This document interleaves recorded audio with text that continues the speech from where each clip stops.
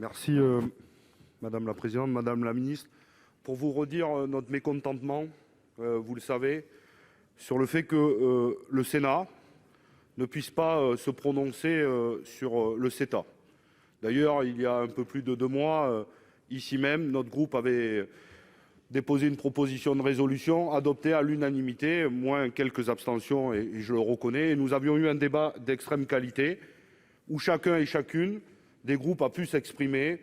Et je vais le dire comme ça, chacun avait sa sensibilité, a dit un certain nombre de réserves sur l'opportunité de prolonger le CETA. Mais en tout cas, nous avons toutes et tous dit que nous voulions avoir le débat. Pour l'instant, nous sommes empêchés. Très bien. Et le président de la République a répété il y a peu, si un rapport qui me dit que le CETA va à l'encontre des accords de Paris, alors j'envisagerai un moratoire.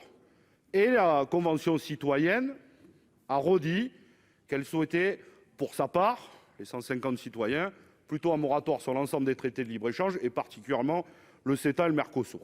Alors nous disons chiche au président de la République, puisque nous sommes empêchés de débattre.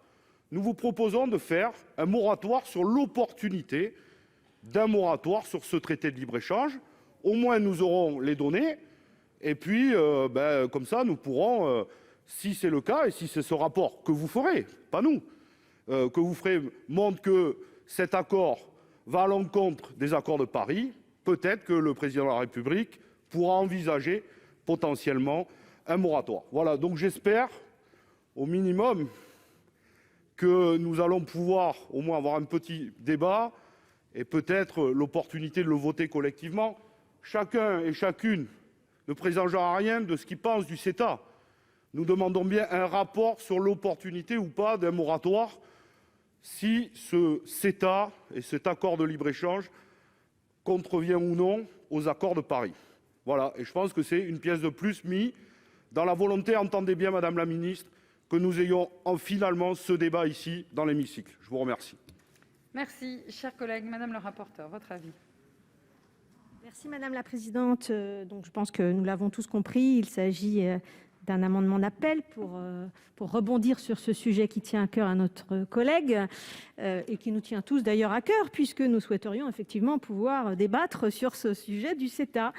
Donc ce sera un avis plutôt défavorable sur ce rapport de moratoire, mais je pense que nous attendons tous avec impatience les propos de Madame la Ministre. Madame la Ministre, donc. Oui, bien sûr, vous le savez. Nous avons tenu à mettre les alertes et même les freins nécessaires à la ratification et au respect de l'accord de Paris dans tout accord d'ailleurs commercial. Aujourd'hui, nous avons tous ce souci. Il est largement partagé. Et d'ailleurs, sous l'impulsion de la France, cette ambition, elle a été inscrite dans le pacte vert, le Green Deal, et dans la stratégie commerciale de la Commission européenne.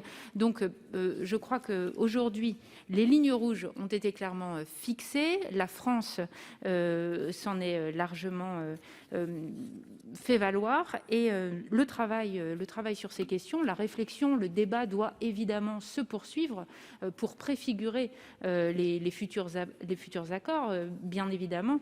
Et je crois d'ailleurs que les parlementaires ont tout loisir de se saisir de tout sujet qu'ils jugeraient bon dans leurs hémicycles. Donc c'est sur le format, effectivement, sur le format du rapport, c'est un avis défavorable.